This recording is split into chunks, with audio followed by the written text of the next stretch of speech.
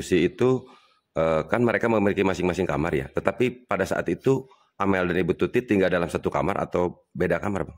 Pada saat itu Amel dan Bu Tuti tinggal dalam satu kamar, tidur dalam satu kamar gitu. Jadi lampu gelap semua. Jadi pada saat Danu datang mengantarkan tersangka Y ini, Danu disuruh jaga di luar.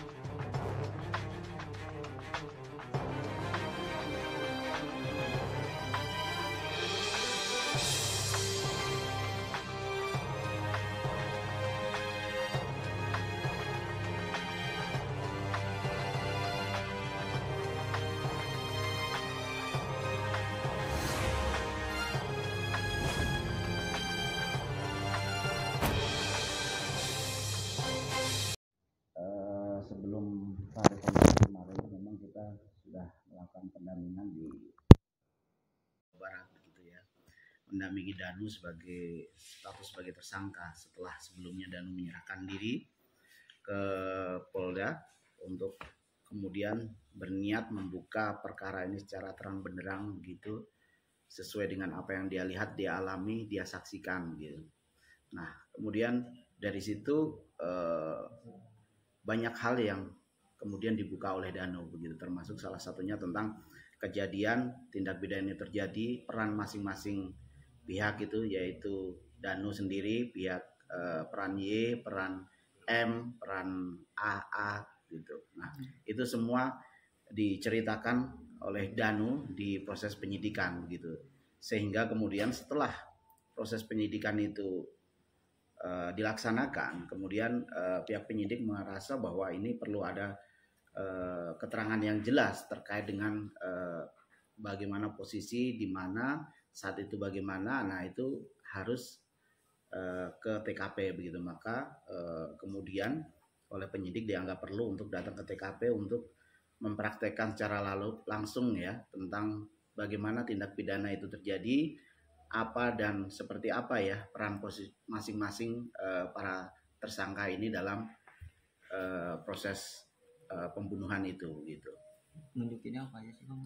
Waktu malam semalam itu masa prarekonstruksi Danu menunjukkan kapan dia dipanggil oleh Y ini, tersangka Y ini, terus disuruh apa ya kan. Nah, terus kemudian Danu datang mengikuti perintah dia ke TKP begitu untuk membantu pihak Y dan tersangka M, AA untuk melakukan tindak pidana itu. Jadi Danu itu diminta untuk menjaga di luar begitu, untuk mengamankan kondisi supaya aman begitu. Jadi nanti kalau ada apa-apa diminta oleh tersangka Y untuk memberitahu Y di luar gitu, kondisi di luar. Jadi awal itu Danu memang di luar terus, di luar rumah kejadian ya, rumah TKP. Karena memang diperintahkan itu untuk itu. Nah, kemudian Danu disuruh masuk, terus kemudian Danu disuruh untuk mengambil golok begitu ya. Nah, terus kemudian diberikan kepada tersangka Y begitu. Terus kemudian golok ini terus kemudian Danu disuruh keluar lagi dari rumah, dari kamar itu, dari rumah ya, dari ruang tamu itu, disuruh keluar menjaga lagi di luar begitu. Nah setelah itu kemudian di situ ada tersangka Y, tersangka A begitu, dalam posisi lampu gelap ya, dan tidak ada cahaya lampu itu hanya ada di dapur ya, terus di kamar mandi begitu. Nah setelah itu Danu diminta untuk jaga di luar, terus kemudian pihak Y ini bersama tersangka AA ini kemudian masuk ke kamar untuk yaitu melakukan eksekusi itu gitu. Terus kemudian ketika Danu di luar, tiba-tiba Danu mendengar teriakan Amel begitu. Dia mendengar teriakan korban. Teriaknya begitu kencang gitu. Akhirnya Danu kan kaget, lari kan masuk ke dalam. Terus kemudian Danu, nah disitulah terjadi peristiwa pembunuhan terhadap korban Amel ini begitu.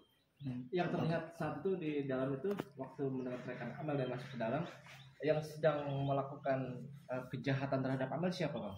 Di situ ada Y, ada tersangka Y, ada tersangka A, dan ada tersangka A. Jadi di dalam kamar itu ada 3 orang, terus kemudian Danu datang, jadi 4 orang semuanya. Itu yang melakukan eksekusi terhadap Amel, tersangka Y dari pengakuan Danu. Tersangka Y, Danu juga ada peran membantu di situ, cuman sifatnya pasif sebetulnya. Danu pasif karena atas instruksi saja sebetulnya. Jadi tersangka Y terus kemudian dibantu A, tersangka A dan A ini melakukan tindak pidana itu gitu. Yang dieksekusi duluan siapa kalau pengakuan? Kalau Danu sebetulnya tidak tidak terlalu ngeh ya, tidak terlalu mengerti awalnya siapa yang dieksekusi duluan. Tapi setelah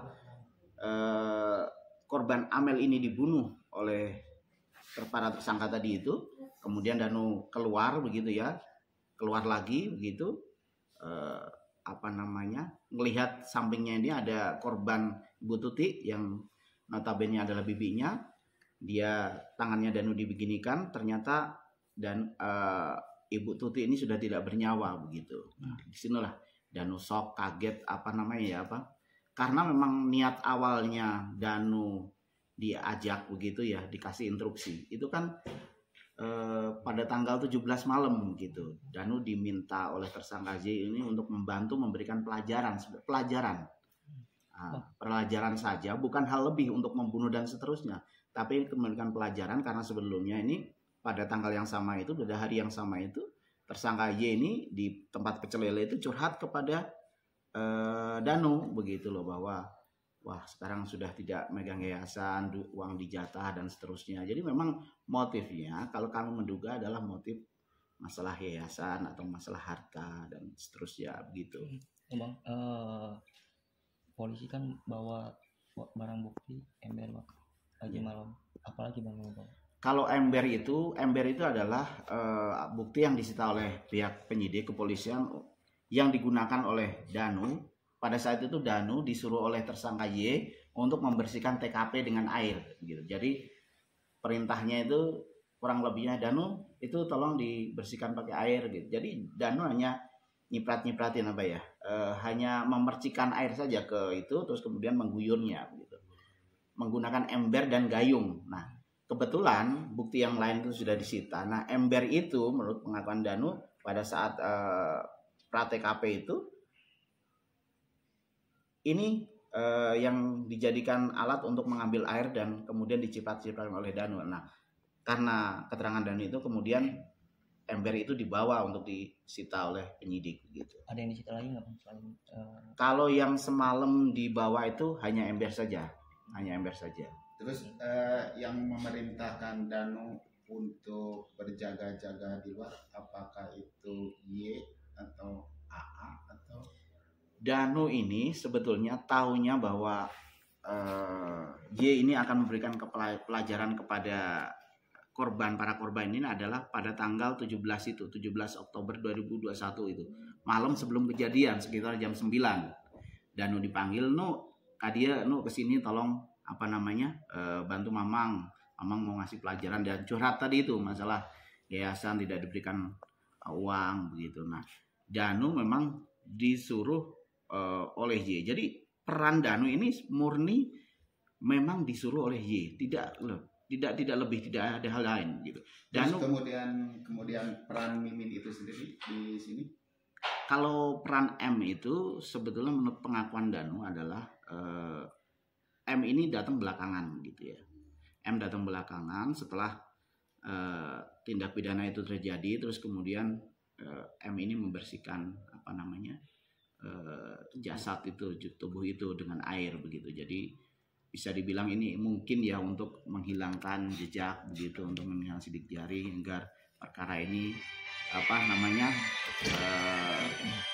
tidak menjadi terang begitu. Ada satu Bang yang ditanyakan pada saat eksekusi itu kan mereka memiliki masing-masing kamar ya, tetapi pada saat itu Amel dan Ibu Tuti tinggal dalam satu kamar atau beda kamar Bang? Pada saat itu Amel dan Bu Tuti tinggal dalam satu kamar, tidur dalam satu kamar gitu. Jadi lampu gelap semua. Jadi pada saat Danu datang mengantarkan tersangka Y ini, Danu disuruh jaga di luar ya, di luar itu di samping garasi. Sudah di situ aja Danu parkir motor di situ, tinggal di situ menunggu di situ sampai dari jam 9 sekitar sampai jam 12 gitu. Nah, memang Danu melihat pada saat itu kondisi lampu memang padam gitu ya. Padam, terus kemudian pada saat yaitu tadi Danu masuk ke dalam pada saat ada dipanggil sama tersangka Y itu memang dan ada teriakan itu memang korban Amel dan korban Ibu Tuti ini memang ada dalam satu kamar gitu. Itu di kamar depan. Iya. Bang, ini direncana ini dari kapan sih Bang pengakuan? Kalau dari Danu tidak tahu persis rencananya kapan ya. Tapi kalau kami melihatnya tindak pidana yang serapi ini, sebersih ini dan diungkapkan lama ini pasti butuh proses untuk perencanaannya. Gitu. Tidak 1-2 hari atau tidak 1-2 minggu, tidak mungkin yang begini ini. Nah, cuman Danu dikasih taunya pas malam kejadian gitu. Jadi kejadian itu kan sekitar jam 12 lebih. Danu ini dipanggil setelah selesai main warnet. Danu ini dipanggil sama tersangka Y, disuruh Danu tolong bantuin. Sama Danu bilang bantuin apa Mang gitu ya. Nah, terus kemudian udah bantuin saja. Akhirnya pulang ngambil motor terus kemudian ke TKP. Nah, dalam perjalanan ke TKP Danu melihat motor tersangka Y ini di Pecel Lele. Nah disitulah Danu akhirnya mampir terus mereka berdua ngobrol berbicara gitu ya tentang tentang kejadian begitu. Nah bagaimana prosesnya ini di situ tersangka Y curhat ya masalah rumah tangga, masalah yayasan begitu. Intinya dia kecewa berat dengan korban ini. Terus kemudian Danu tersangka Y ini menyatakan bahwa dia akan memberikan pelajaran kepada kedua korban dan Danu diminta membantu begitu. Pemahaman Danu memberikan pelajaran ya tidak sejauh ini mungkin ya, tidak sejauh sampai membunuh ini begitu. Nah, taunya Danu tentang rencana-rencana itu ya pada saat malam itu tadi, pada saat di Pecel Lele itu tadi sebelum kejadian. Bang, itu satu Bang, itu kan kita semua tahu ya bahwa mayat ditemukan di dalam mobil Alphard nih.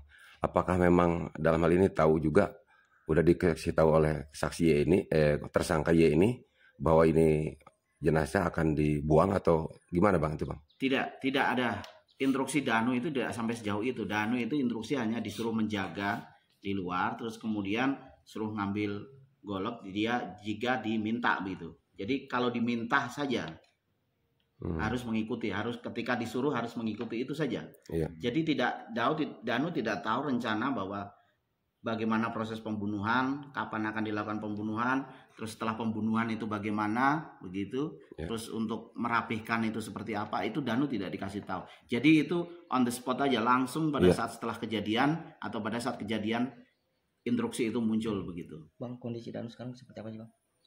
Kalau kondisi Danu sekarang lebih tentunya ya setelah menahan sedemikian lama beban gitu ya, kita melihatnya lebih plong, lebih segar gitu ya, lebih menjalani hidup itu lebih semangat begitu ya. Tidak pada saat pertama atau sebelum kejadian ini itu Danu terlihatnya tidak seperti itu. Jadi lebih pede, lebih bersemangat lah menjalani hari. Artinya ada kekuatan yang ketika beban itu sudah terlepas begitu akan menjadi plong begitu. Kemudian ini satu lagi nih terkait barang bukti yang disita, helm katanya pernah dipakai sama Danu. Apakah itu dalam rekonstruksi tadi malam diperagakan atau gimana? Ada yang jadi helm itu semalam tidak pernah dibahas, tidak pernah direkonstruksikan. Jadi semalam itu hanya membahas masalah bagaimana Danu datang, terus bagaimana Danu setelah datang itu bagaimana, instruksi Pak Y ini apa, terus kemudian kejadian pembunuhan ini seperti apa, dan setelah selesai pembunuhan ini seperti apa. Jadi masalah helm tidak dijawab sama sekali, tidak dipraktekkan atau direkonstruksikan sama sekali. Bang, ada pesan nggak sih Bang dari Danu kepada pengacara atau ke keluarga sendiri? Ada yang mau lanjut? Tadi pesan Danu kepada kuasa hukum gitu, begini. Awal dari kasus ini sampai terbongkar adalah pertama Mang Danu kita lihat ingin melepaskan beban ini, membuka, tapi karena tekanan yang dialami ya sedemikian berat ini, kemudian kami mencoba menggali setelah kejadian dia di BAP di Polda terakhir kali itu kan ada sedikit titik terang. Nah itu kemudian kita mencoba naluri kami sebagai lawyer itu muncul di situ. Oh ini berarti terlibat Danu ini. Tapi kemudian bagaimana kita mengkonstruksikan bahwa perbuatan ini terjadi dengan sebenar-benarnya. Akhirnya Danu kita tanya, kita yakinkan hatinya, semangatnya untuk membuka ini dengan jaminan bahwa Danu nanti akan dilindungi, keluarganya akan dilindungi begitu. Jadi tidak perlu khawatir, perlindungan pun akan kita berikan secara ekstra. Kita minta perlindungan hukum ke pihak kepolisian dan kita minta perlindungan hukum ke pihak LPSK, dan itu sudah kita lakukan kemarin gitu. Nah, karena itu semua ada jaminan dan ada secara harapan ketika dia membuka perkara ini dia tidak akan jadi korban malah begitu. Nah, ini kemudian dilakukan oleh Danu begitu. Dan harapan Danu yaitu tadi bahwa perkara ini memang terbongkar dengan dengan seterang-terangnya dan masing-masing pelaku mendapatkan hukuman setimpal sesuai dengan apa yang diperbuat begitu. Nah, Danu kemarin juga sudah meminta izin, meminta maaf kepada keluarga besar, meminta dukungan, dorongan untuk supaya bisa membongkar kasus ini dengan seterang-terangnya begitu. Dan itu keluarga alhamdulillah mendukung sekali langkah yang diambil Danu ini, dan akhirnya sampai ke titik inilah teman-teman media tahu akhirnya kasus ini bisa terbongkar dengan dengan sejelas-jelasnya terkait dengan Danu, usaha kita, usaha teman-teman semua keluarga, dan paling penting adalah salah satunya adalah peran dari penyidik Polda Jabar yang memang sudah sangat profesional sekali, humanis sekali, aktif sekali membongkar kasus ini dengan cara yang tepat begitu. Satu lagi aja Bang, tanggapan ada 3 tersangka yang udah tertangkap tapi masih wajib lapor dari pengacara. Alhamdulillah 4 orang saksi yang kemudian ditetapkan sebagai tersangka ya. Saksi tersebut adalah Y yang sudah ditetapkan sebagai tersangka dan ditahan, serta 3 orang yakni M dan A ya kan. Nah, memang ketiga tersangka ini memang sekarang tidak ditahan gitu.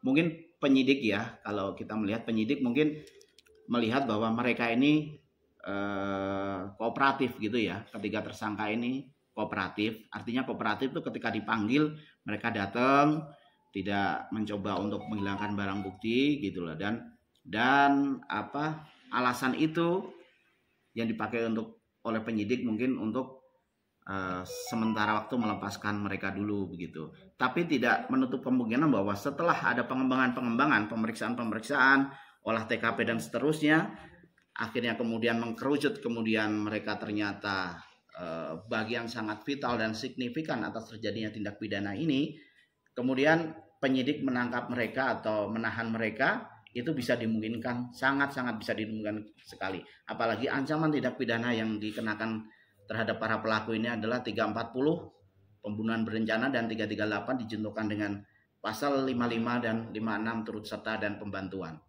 Begitu. Maka nanti dari pidana itu ada hukuman mati untuk semua tersangka. Ancaman hukuman bagi terhadap pasal 340 adalah maksimalnya mati ya memang. Begitu. Tapi tentunya penyidik dan persidangan nanti ya yang akan menggali kebenaran material itu nanti akan menentukan porsi dari tindak pidana yang mereka lakukan serta pertanggungjawaban pidana yang harus mereka terima begitu. Bisa jadi mereka hukuman seumur hidup, mati, atau bisa jadi kurang dari itu. Begitu. Untuk Danu sendiri seperti apa? Kalau Danu sendiri kita meyakini bahwa antara perbuatan Danu ini antara sebagai orang yang turut serta atau membantu tindak pidana ini tentunya hukumannya lebih ringan dari